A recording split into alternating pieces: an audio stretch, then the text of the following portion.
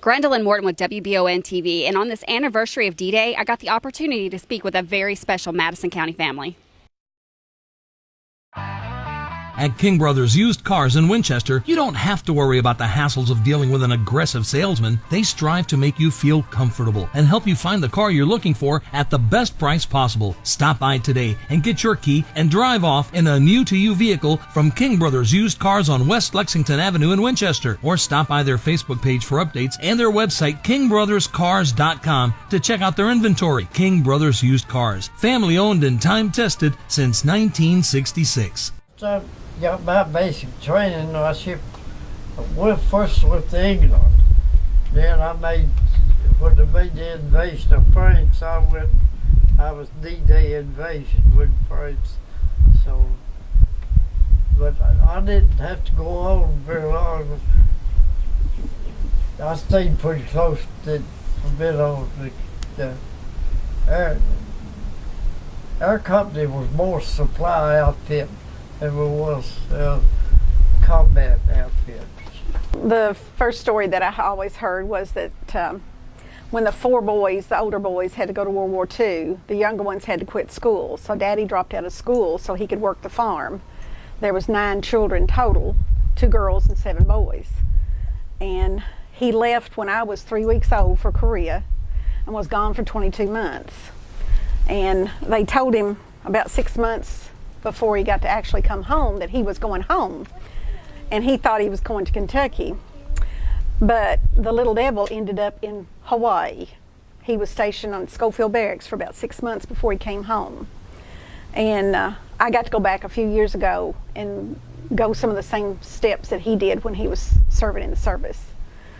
And when he came back, there were still more brothers that went. One was in basic training when he left. So it was quite exciting, you know, for all of them. And we're very proud of the military family that they are. They had a picture made of all of the brothers in their uniforms on August 2nd of 1953. And I wasn't due for about 3 or 4 more weeks, and the next day I was born. So I can always remember the date of that picture. And he had to drop out and didn't get his high school education, and he went back at 77 and got his GED. And he was honored by the Madison County School Board for his diploma and for his service in the military. And I've always been very proud of Daddy's service and all of them's service, and love to hear the stories that they tell. Well, there's a lot of excitement going on, but you know, everything went good, and we just pushed right on, just kept going. So, but after we made the invasion, got settled, I stayed on the beach. I didn't go on. I was 21 in June. And how long were you gone? Yeah. How long were you gone? 22 months. 22 months? Yeah. Seemed like 22 years. Went right up on the front lines. We guarded the DMZ. Were you in the same place the whole time? Yeah. The first snow that fell stayed on all winter. It never would melt, you know. And then they had a trench line built all the way across the DMZ. North Koreans was over here and we was over here. We guarded the DMZ. In the summertime, and it's just as hot and dry as it was cold, you know. And the people over there were just starving to death, kids and all, you know. Wasn't all 7 of us in? Mm-hmm. Yeah. All 7 of us boys. Yeah. 7 of us boys all was in service. All 7. All came back. All came back. All came back. Yeah. They'd take our clothes and wash them. They didn't have no. They'd take and put it up on a rock and then beat it with a stick or do anything. You know, it is pitiful. You know, and we had 2 or 3 that could speak English. You know, that kept us clued in on it. We had an interpreter with us all the time, but you know, and when we was guarding the DMZ, then the little kids would crawl across and try to get food. And I mean, they'd be small as that little one right there. It's pitiful, you know, and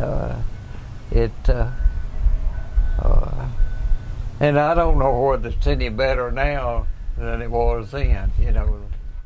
Our sleeping bags, I kept mine. I was so small I could get by. You take it like him, as tall as he was. It was hard for him for sleep, but me, I could curl up in it like a fox, you know. And I kept mine full of cigarette lighters, you know, the wide long ones, and I'd open up 3 or 4 of them and set them on the thing and let them burn a little while and get it warm, you know. But it wasn't no easy way to find a fire, but and it's nothing over. It wasn't nothing over, but just rice paddies and mountains. That's all it was. After we made the invasion, well, then I stayed there. We stayed there on the beach, I guess, for 4 or 5 months. Or then we moved on up to Sherburne Price to a port up there.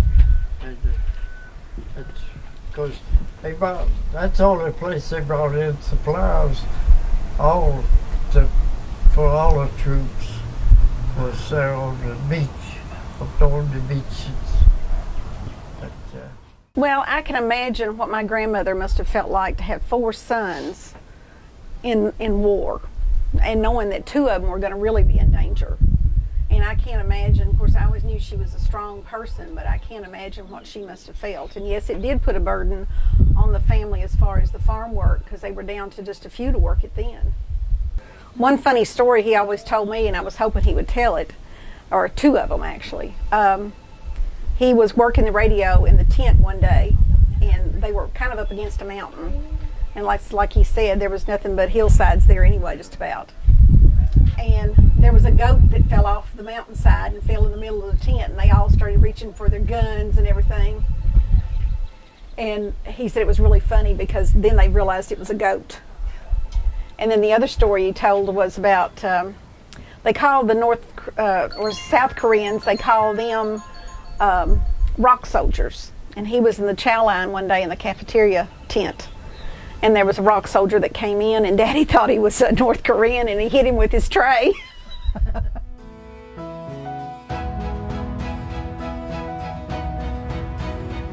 And the kids nowadays don't realize what importance to put on these guys, what they did for us.